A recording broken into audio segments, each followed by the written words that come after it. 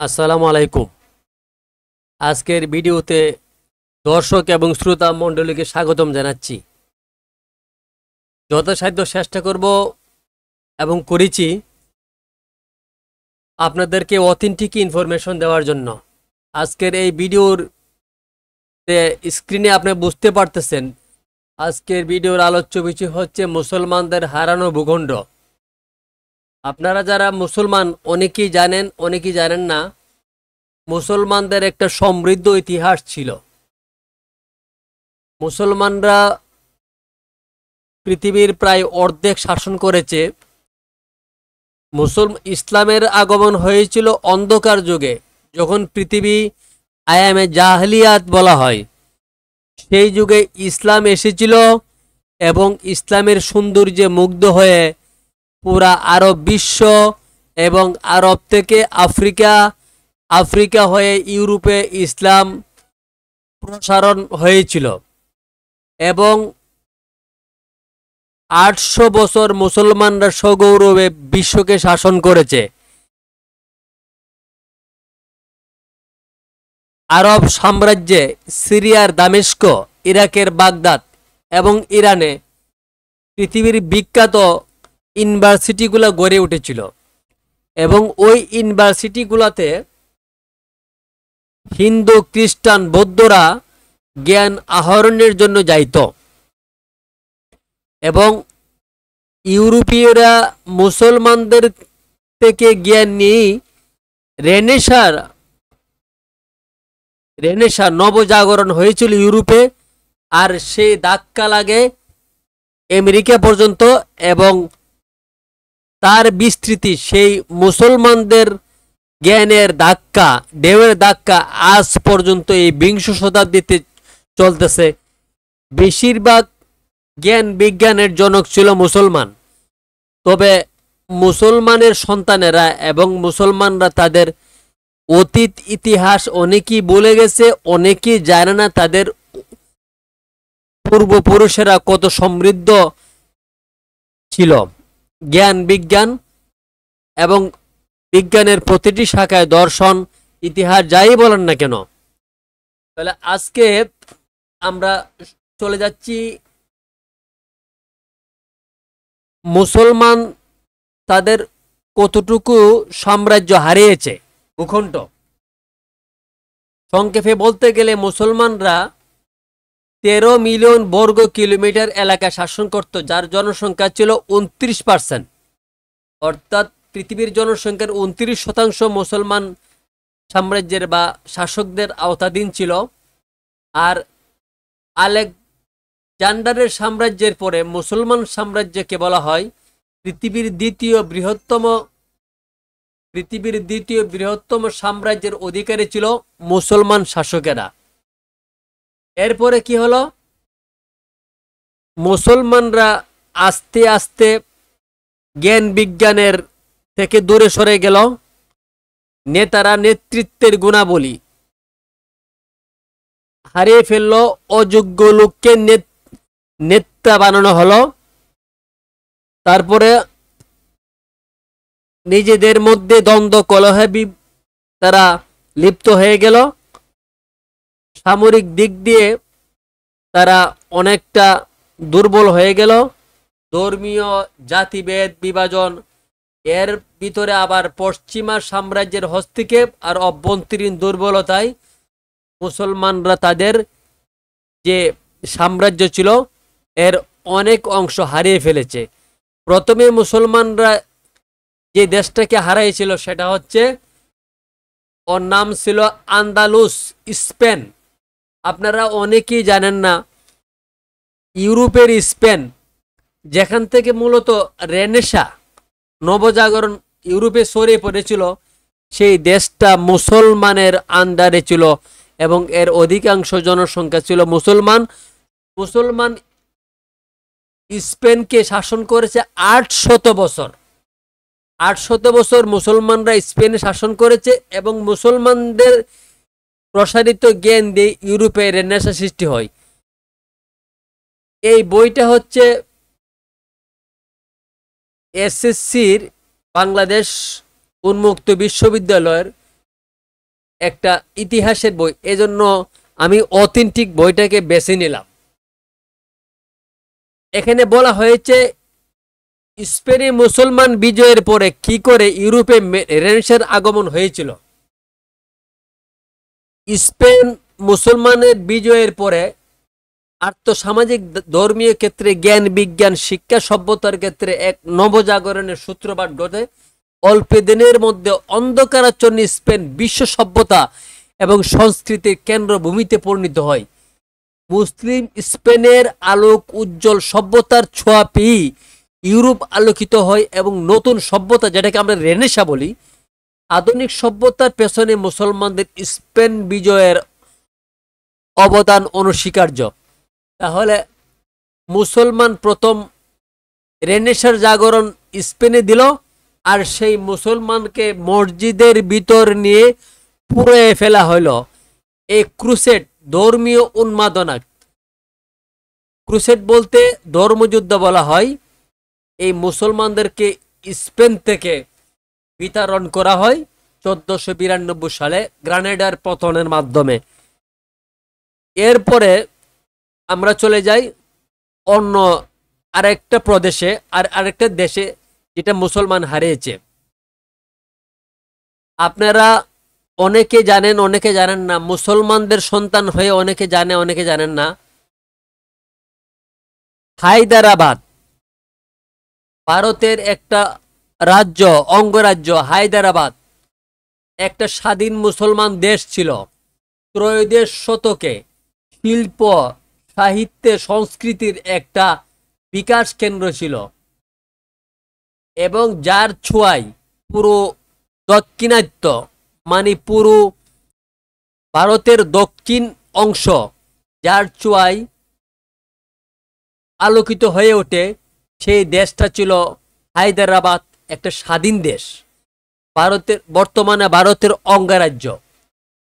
হায়দ্রাবাদ কিন্তু বাংলাদেশের আয়তন হচ্ছে 57-57 বর্গ কিলোমিটার বর্গ মাইল, আর হায়দ্রাবাদ হচ্ছে 82,698 বর্গ কিলোমিটার, মানে বাংলাদেশের বলতে গেলে 1.5 গুণ হায়দ্রাবাদ। এখানে বলা হয়েছে বাংলাদেশের তুলনায় অনেক গুণ বড়। এই হায়দ্রাবাদ সম্পদ সমৃদ্ধি সবকিছুতে পরিপূর্ণ ছিল, সার্বভৌম রাষ্ট্র ছিল, কিন্তু ভারত হায়দ্রাবাদ দখল করে নেই। কাহিনীটা সংক্ষেপে আপনাদের বলতেছি। ভারতের নেতারা সামরিক মুসলমান দেশটিকে জোর করে ভারতের অন্তর্ভুক্ত সিদ্ধান্ত নেয়। তারা অপারেশন পোলো নামের একটি সামরিক অভিযান চালায় ভারতীয় সেনাদের নিয়ে। এভাবে হায়দ্রাবাদ ভারতের একটা সমৃদ্ধ জনপদ, যেখানে মুসলমান সভ্যতা সংস্কৃতির প্রাণকেন্দ্র ছিল, স্বাধীন দেশ ছিল। ভারত হায়দ্রাবাদকে দখল করে নেই। আজকে আপনারা জানি না, অনেকে হয়তো জেনে থাকবেন, বা মুসলমানের সন্তান যারা অল্প বয়স্ক তারা আজকে জেনে নেন, হায়দ্রাবাদ মুসলমানের একটা স্বাধীন দেশ ছিল, মুসলমান সংখ্যাগরিষ্ঠ। এই দেশটাকে ভারত দখল করে নিয়েছে। এর মধ্যে দুর্বলতা ছিল মুসলমান শাসকদের এবং মুসলমান জনগণের তো দুর্বলতা ছিলই। তো শেষ পর্যন্ত ভারত এটাকে কুক্ষিগত করে নেই। 1900 সালটা ছিল 1975 সালে হবে। আচ্ছা, আমরা এরপরে চলে যাই সবার পরিচিত প্যালেস্টাইন। আপনারা লক্ষ্য করেন 1946 সালের প্যালেস্টাইনের মানচিত্রটা, সব অংশ জুড়ে ছিল প্যালেস্টাইন। তারপরে এখানে ইহুদিদের বসতি স্থাপন করা, অর্থাৎ মুসলমান ভূখণ্ডে মুসলমানরা দরদি হয়ে ইহুদিদেরকে স্থান দিয়েছিল, আশ্রয় দিয়েছিল। সেই আশ্রয়দাতা আজকে পুরো দেশ দখল করে নিছে এবং মুসলমানকে নিশ্চিহ্ন করার পায়তারা করতেছে। তাহলে মুসলমান তৃতীয় যে ভূখণ্ড হারাইল সেটা ইসরায়েলের কাছে এবং যুক্তরাষ্ট্র এবং পশ্চিমা সরাসরি মদদে। এই হচ্ছে 1946 সালের মানচিত্র, পুরা অঞ্চলটা ফিলিস্তিন। তারপরে 1947 কি হলো, পুরা দখল করে নিল অনেকাংশ। আর ৬৭-তে ৬ দিনের যুদ্ধে এরা আরো অংশ দখল করে নেয়। এই অংশটা হচ্ছে গাজা, আপনারা হয়তো জেনে থাকবেন। এই এই অংশটা হচ্ছে গাজা, যেখানে প্রতিনিয়ত বম্বিং করে মুসলমানদেরকে নিশ্চিহ্ন করে দিচ্ছে। এই অংশটা হচ্ছে গাজা, ভূমধ্য সাগরের তীরে। আর 2010 সালের সর্বশেষ গাজার অংশটুকু দখল করে নিচ্ছে, এবং বর্তমানে 2025-এ পুরো প্যালেস্টাইনকে ইসরায়েলের অধীনে নেওয়ার পায়তারা চলছে, এবং তারা সফল হবে। কারণ মুসলমান শাসকেরা তারা তেল বিক্রির টাকা দিয়ে না খেয়ে তেল দিয়ে ঘুমায়, তারপরে ডিস্কো ড্যান্স করে, সুন্দরী নারী মদ জুয়া নিয়ে ব্যস্ত। এই অথর্ব মুসলমান শাসকের আরবের তাদের নিষ্ক্রিয়তার জন্য মুসলমান শেষ আশ্রয়টুকু ফিলিস্তিন হারাতে বসেছে। তাহলে এরপরে আমরা চলে আসি, আমরা যা হারিয়েছি, মুসলমান যা হারিয়েছে। তবে কথা এখানে শেষ নয়। ফিলিস্তিনকে শুধু ইসরায়েল দখল করে নেই, আমরা আরো দেখি এই ফিলিস্তিন ইসরায়েল কোন কোন অঞ্চল দখল করেছে। সিরিয়ার গোলান মালভূমি দখল করেছে ৬৭ সালে। তারপরে ৮২ সালে লেবাননের দক্ষিণ লেবানন দখল করে নেয়, যেটাকে সেবা ফার্ম বলা হয়। মিশরের সিনাই মালভূমি দখল করে নেয় 1966 সনে ৬ দিনের যুদ্ধে। পুরো আরব সাম্রাজ্যকে পরাজিত করে ইসরায়েল এই দেশের এই অংশটুকু দখল করে নিয়েছিল। এর পরবর্তীতে আমরা চলে যাব ভারতের হিন্দুত্ববাদী, ভারতের আধিপত্যবাদের আরেকটা শিকার হচ্ছে কাশ্মীর। কাশ্মীর সবসময় মুসলমান সংখ্যাগরিষ্ঠ ছিল এবং কোনো সময় ভারতের অধীনে ছিল না। ভারত জোরপূর্বকভাবে পলিসি করে কাশ্মীরের একটা অংশ দখল করে নেয়, এটা জম্মু কাশ্মীর বলা হয়। এবং শেষ পর্যন্ত এখানে তারা স্বায়ত্ত শাসন বাতিল করে দেয়, এবং যেখানে কখনো কাশ্মীরে কোনো হিন্দু জমি কিনতে পারার অধিকার ছিল না, সেই অধিকারটুকু শেষ পর্যন্ত মুসলমান হারিয়ে ফেলেছে। এখন ভারতের কৌশল হলো হিন্দুদেরকে কাশ্মীরে বসতি স্থাপনের জন্য জমি কিনে দেওয়া, এবং সংখ্যাগরিষ্ঠ কাশ্মীরকে আস্তে আস্তে হিন্দুত্ববাদী, সংখ্যাগরিষ্ঠ হিন্দুত্ববাদী রাজ্যে পরিণত করা। এই প্রক্রিয়ায় এই বর্তমানে ভারত গ্রহণ করেছে। এরপরে বসনিয়া হার্জেগোভিনা স্বাধীন ছিল, যুগোস্লাভিয়ার অংশ। যুগোস্লাভিয়া বড় ছিল ভাঙ্গনের পরে বসনিয়া হার্জেগোভিনা নিজেদেরকে স্বাধীন করেছিল 90 সালে। স্বাধীন ঘোষণা করার পরে এদের উপর গণহত্যা চালানো হয়, এবং শেষ পর্যন্ত বসনিয়া হার্জেগোভিনা স্বাধীন হয়। এরপরে চেচনিয়া ছিল একটা স্বাধীন দেশ, এটাকে দখল করে নিয়েছে রাশিয়া, এবং রাশিয়া স্বায়ত্ত শাসন দিতে শেষ পর্যন্ত রাজি হয়েছে। এরপরে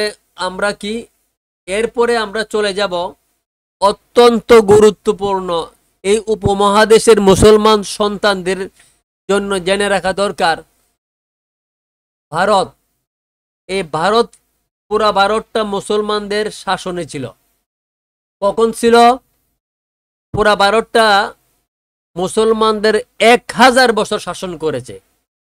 1200 সাল থেকে শুরু করে একদম 1700 সাল পর্যন্ত 700 বছর পুরো ভারত মুসলমানদের আন্ডারে ছিল। মুসলমান শাসন করেছে ভারতকে। মুসলমানের সন্তানেরা বলেই গেছে ভারত যে মুসলমানদের শাসনের আধীন ছিল। ভারতকে কারা শাসন করেছে? পুরো ভারতকে শাসন করেছে মুসলমানরা সুলতানি আমলে এবং মুঘল আমলে। সর্বশেষ 1757 সালে সিপাহী বিদ্রোহ নয়, সিপাহী বিদ্রোহ ছিল 1857 সালে। আর 1757 সালে পলাশী বিদ্রোহের মানে পলাশী যুদ্ধে নবাব সিরাজউদ্দৌলার পতনের ফলে ভারত ইস্ট ইন্ডিয়া কোম্পানির আন্ডারে চলে যায়, অর্থাৎ মুসলমান ভারতকে হারিয়ে ফেলায়।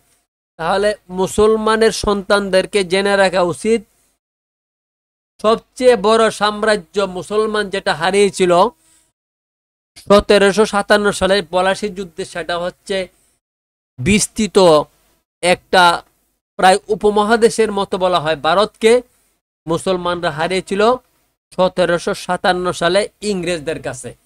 এটা যে সবচেয়ে বড় ভূমি যেটা মুসলমানরা তাদের ইতিহাসে সবচেয়ে বড় হারিয়েছিল।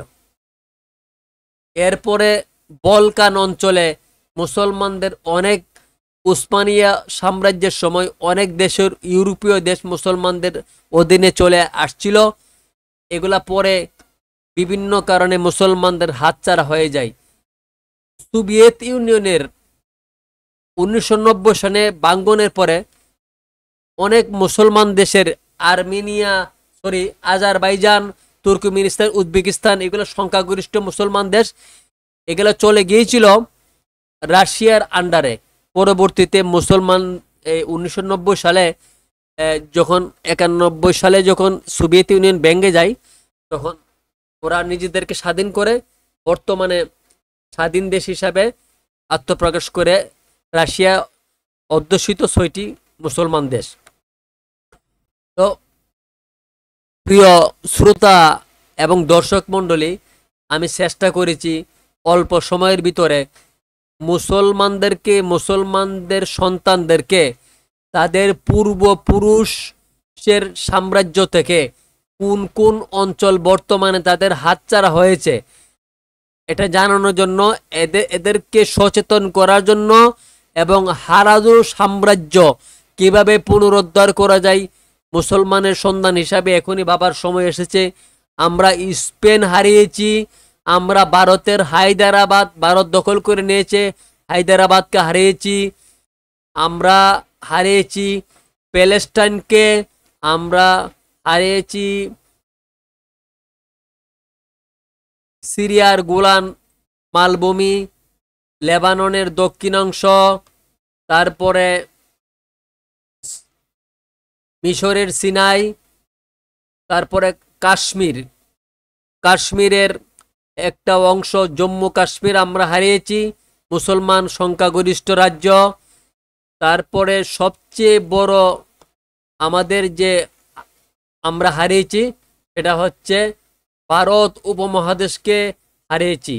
সবচেয়ে বড় ভূখণ্ড মুসলমান শাসন 570 খ্রিস্টাব্দে মহানবীর আবির্ভাবের মধ্য দিয়ে যে ইসলাম পৃথিবীতে এসেছিল, এবং মুসলমান সাম্রাজ্যের সবচেয়ে বড় অংশ যে মুসলমানরা হারিয়েছে সেটা হচ্ছে ভারত। মুসলমানের সন্তান হিসেবে সবাইকে জানা দরকার, বড় ভূখণ্ড ভারত, মুসলমানদের শাসন ছিল 700 বছর। এখানে সবচেয়ে আমাদের বড় ব্যর্থতা। আমাদেরকে প্রতিজ্ঞাবদ্ধ হতে হবে, আমাদেরকে আমাদের অতীত ইতিহাস থেকে শিক্ষা নিয়ে, আমরা যে জ্ঞান বিজ্ঞান থেকে দূরে সরে গেছি, আমরা আমাদের সামরিক শক্তিকে হারিয়ে ফেলেছি, আমরা জিহাদকে ভুলে গিয়েছি, আমরা আবার আমাদের হারানো ঐতিহ্য পুনরুদ্ধার করে আমরা হারানো ভূখণ্ড আবার ফিরে পাবো, এই আশায় ব্যক্ত করে আজকের মতো ভিডিও শেষ করছি। ভালো থাকেন সবাই, আল্লাহ হাফেজ।